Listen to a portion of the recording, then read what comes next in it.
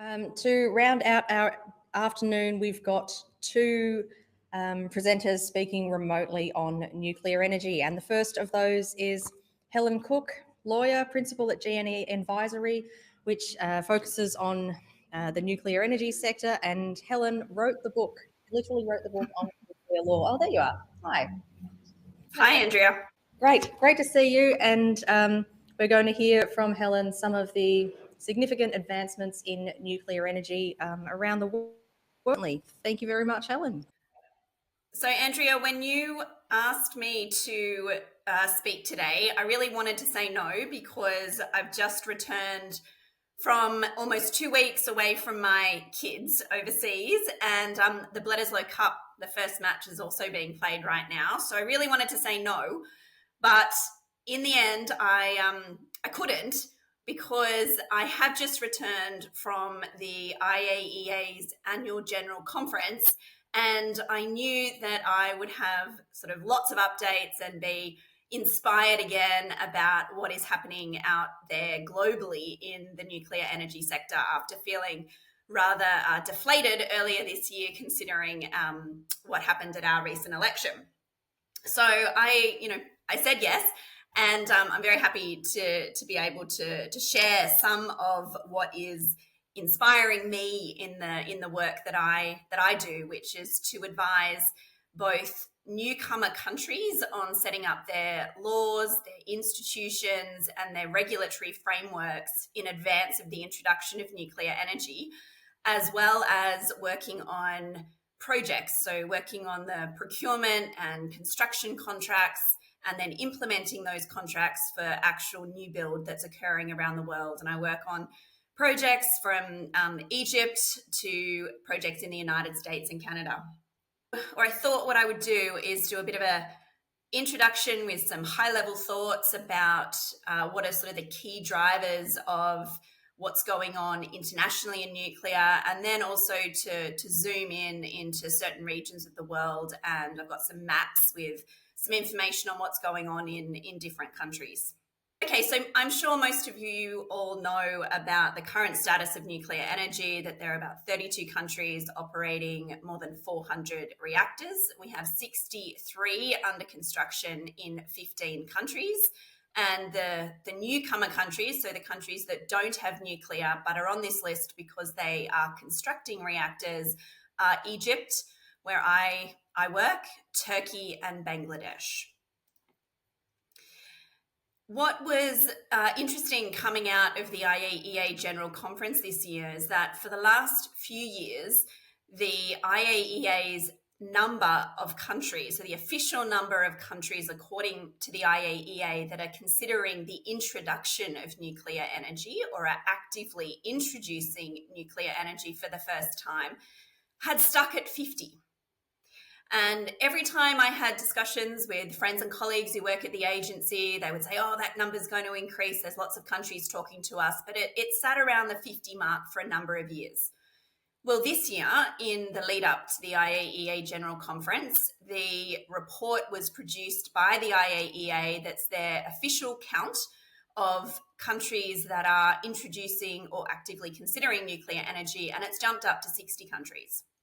So another 10 countries in the world that have officially said to the IAEA, we're working on our nuclear energy programs, or we've already decided to move ahead with nuclear energy. So that's quite a jump. And again, in friendly discussions with the IAEA, what we were hearing is that there are just more and more countries interested. They haven't officially started the interaction with the IAEA and officially started working through what's known as the IAEA milestones approach to the introduction of nuclear energy, but they're having discussions and they're contemplating actively starting this work. So some other general updates that I'll just mention. Obviously, COP28 was a big COP for nuclear energy, with 24 countries pledging to triple global nuclear energy capacity by 2050. And then the following year, they were joined by a further 6 countries, taking that number to about 30 countries. Also last year, we had 14 major global banks and financial institutions express support for this triple nuclear energy pledge. And they include banks like Goldman Sachs, Bank of America, Morgan Stanley, Rothschild, etc. So quite a bit of interest internationally in the financial sector in nuclear energy. But of course, one of the key issues when we talk about nuclear finance and the availability of that much needed investment, upfront investment to get these new projects off the ground is, or has always been, the World Bank's prohibition on financing new nuclear power plant construction. And obviously, for certain parts of the world that do enjoy being able to access World Bank financing and financing from regional development banks, which take their cue from the World Bank, that was really inhibitory of what they're looking to do. So in the middle of this year, and I think one of the most significant developments for a number of years in the global nuclear space is the World Bank announcing that they're ending their ban on the provision of finance to nuclear energy projects. Now, at this point, they're saying that while the ban is gone, they're saying that they're focusing on looking at life extensions of nuclear reactors, development and deployment of SMRs, and grid upgrades. So you might say, well, what about the large reactors? I say, what about the large reactors? I think we need to see many more large reactors built around the world, including in countries that would like to access World Bank finance. My gut tells me we're going to get there, but for the minute, this is what the World Bank is focused on.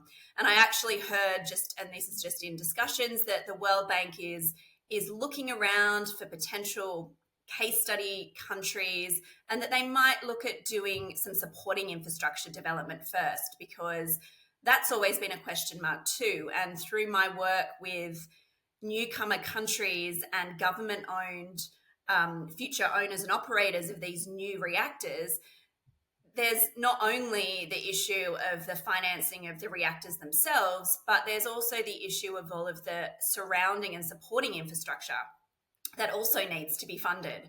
And so whether that's a large port or road upgrades or grid infrastructure upgrades, budgets need to be found to support that as well, so that the nuclear power plant can be effectively integrated and actually constructed. So, the ability of a number of countries to tap into development finance, even for that, supporting infrastructure for nuclear, I think will be a huge development. And as I said before, the regional development banks like the Asian Development Bank, the African Development Bank, we are hearing that they are also considering nuclear energy on the back of the World Bank overturning its prohibition. So that's really huge. That's a really big development. Of course, we're hearing a lot internationally about the need to power AI, data centers, and that being a significant driver of the nuclear sector globally. And so if before, for the last few years, the themes for nuclear energy were, climate commitments as well as energy security, I think now we're at a third, and it's really the increased power needs that AI is creating out there, and the very significant moves from, whether it's Amazon or Google, etc., Microsoft, into supporting nuclear projects and providing those offtake contracts to kickstart the construction of new projects in many countries around the world. The big development so if I just switch, I guess, to the technology side for a minute, the big question in the large reactor market this year that I think we now have answered was actually up, and some markets like Europe appear to be Westinghouse markets, and then we understand that South Korea has other markets into which to deploy its technology. We may not see them competing again in markets, and if you're an owner in this space, I don't think you love that, but that may be the outcome of the end of those disputes. The SMR world. So the SMR world remains quite a complicated space. It's difficult to talk about small modular reactors as a single concept, and many people who we probably all know also want to just throw that phrase out the door, and that's not a thing. Wherever you stand on SMRs, I think probably you will agree that it's very difficult at the moment to pick winners and losers. So I've just grabbed a few slides here from a presentation that I gave a few weeks ago in a newcomer country that wants to start a nuclear procurement. They're focused only on the SMR market. And I just grabbed a few slides from that presentation to just make the point that it's actually quite difficult right now to be an entity that wants to procure small modular nuclear reactors, because if you're running a standard procurement, the whole idea is to try and make what you're procuring apples to apples, so you can do your cost comparison and other comparisons. If we're talking about large reactors, even that is difficult. They're not apples to apples, and it's very difficult to make the different offerings of the different vendors apples to apples to perform that analysis.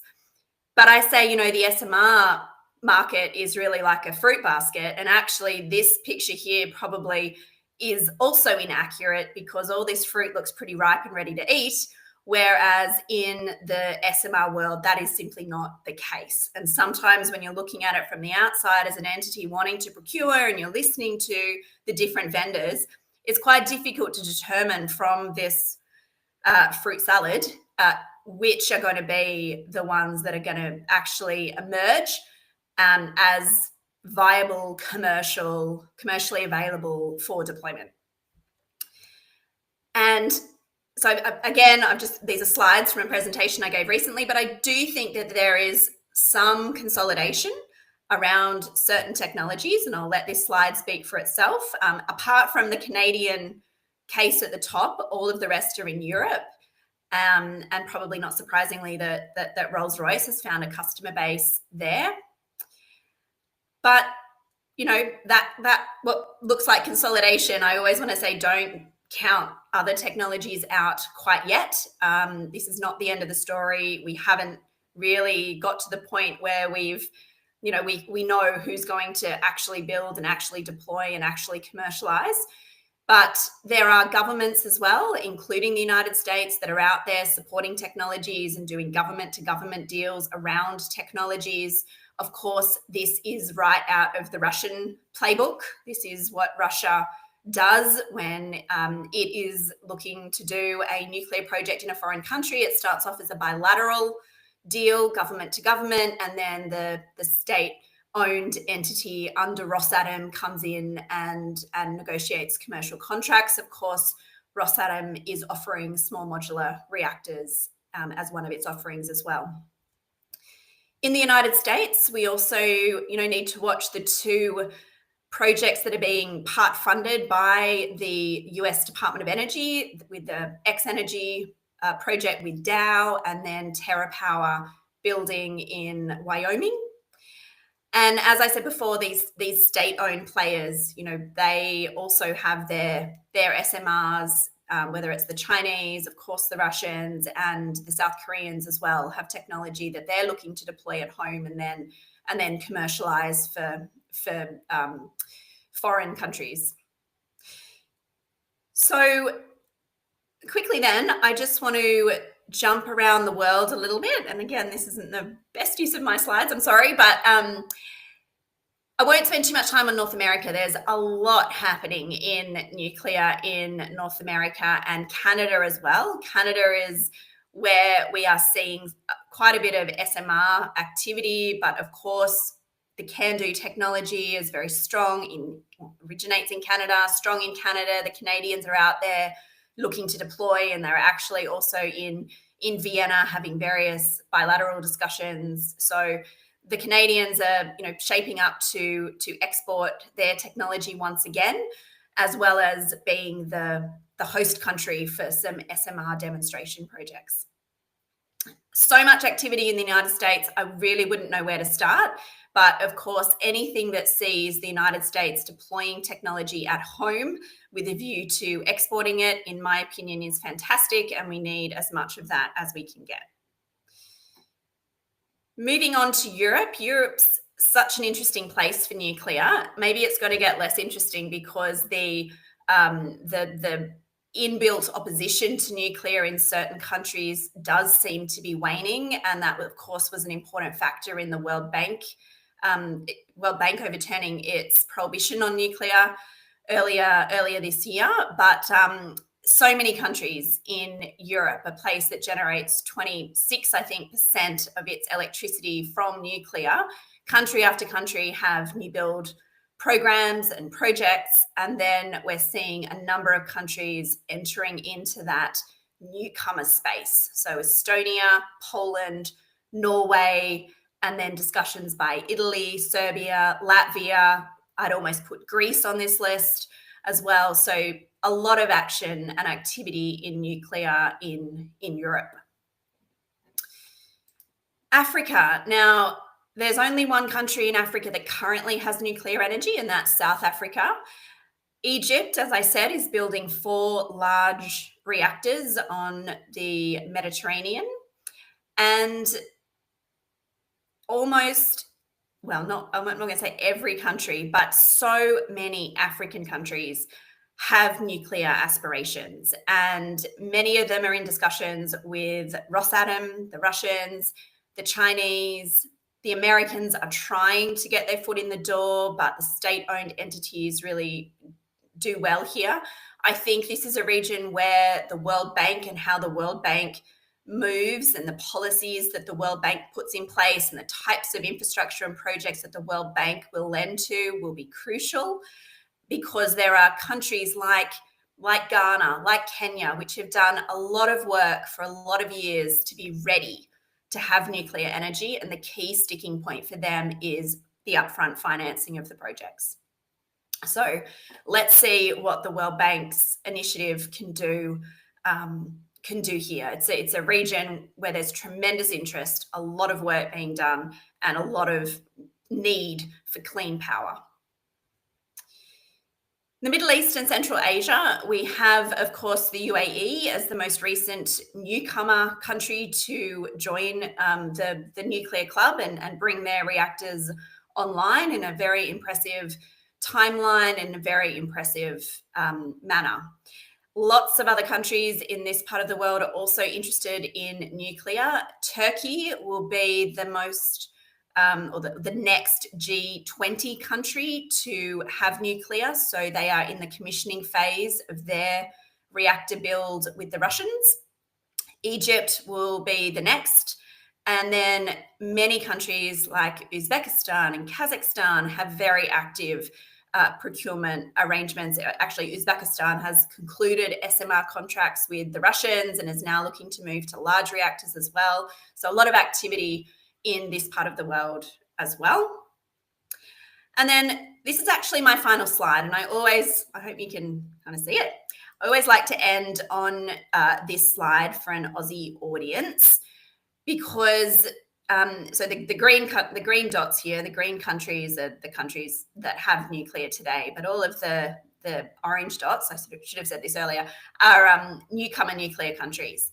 And the dots on here, maybe you could say Laos and Cambodia, maybe Sri Lanka have sort of less of a serious commitment to nuclear energy. Laos and Cambodia have MOUs with foreign countries to deploy nuclear, but all the other countries here are actively working on their nuclear programs, very actively. So Bangladesh, I mentioned earlier, they are building Russian reactors. They are entering the commissioning phase as well.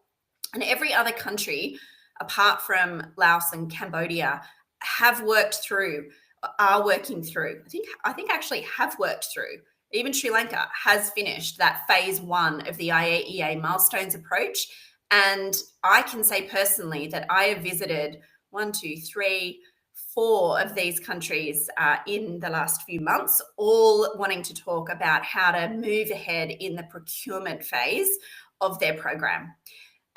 The big news for me, but also the Philippines, is that just on the 18th of September, the Philippines has a new national nuclear energy law that will set up an independent nuclear regulatory body and with a framework to regulate the safety, security, and safeguards aspects of nuclear energy. And I'm privileged to have actually done the first draft of that law and to help the champions of it shepherd it through the legislative process. And then the president actually signed it into law on the 18th of September. So the Philippines has a fully constructed nuclear power plant, the Bataan nuclear power plant that was never commissioned.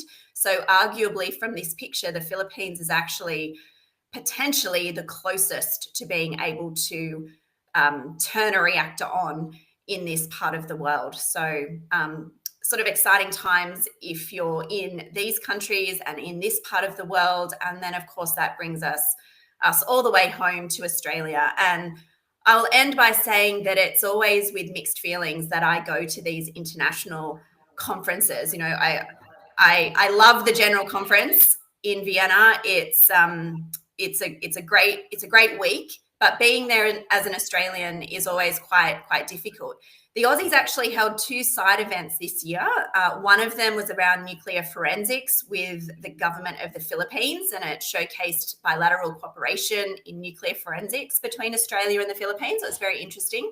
And then the Aussies also hosted an event that was focused on our research reactor, all the amazing things it does, including the medical radioisotopes that it produces.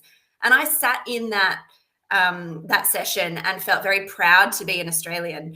But, you know, you step out of that session and then you sit in the plenary and you hear country after country talking so positively about nuclear energy, taking such active steps to move forward. And you are left with a, troubling realization that Australia really has a long way to go on this topic, and that we are just becoming further and further out of step with, dare I say, the rest of the world. But, when you look at a picture like this, certainly many, many countries in our own region. And I'll leave it there. Thanks. Thank you so much, Helen. It seems like the biggest risk for us in nuclear today is the risk of falling behind. And it seems like we'd have no trouble getting a nuclear power plant built if we would lift the ban, except for the fact that we might be at the end of the queue with some of these vendors and countries that are willing to share their knowledge with us.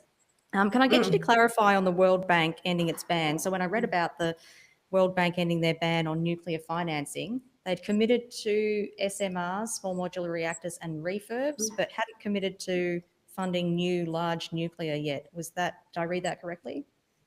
I think you did. As I said, that is what has been publicly said.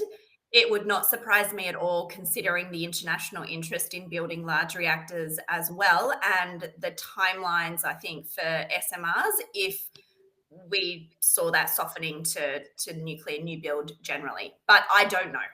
Mm-hmm. Do you have any questions really, really quick, or anyone online? I think we've got issues with the online connection. Singapore. The question was Singapore. Is Singapore looking at nuclear?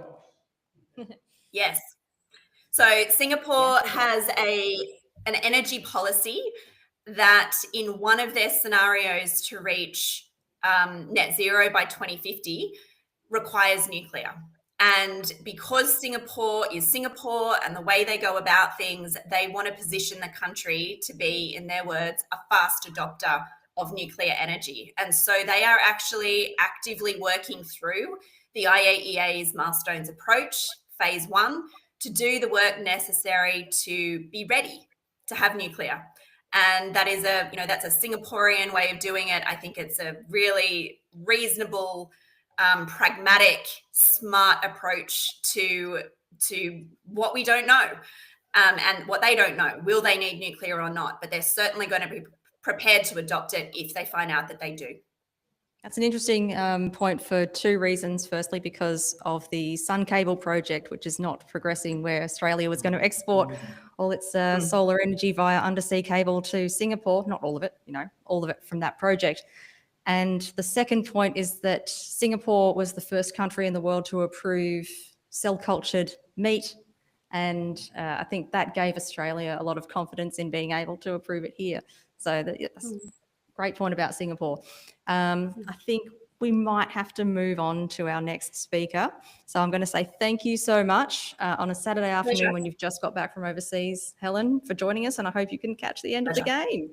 Thank you for bringing all that information and your personal expertise. Thank you. Pleasure, Andrea. Thanks for having me. Bye.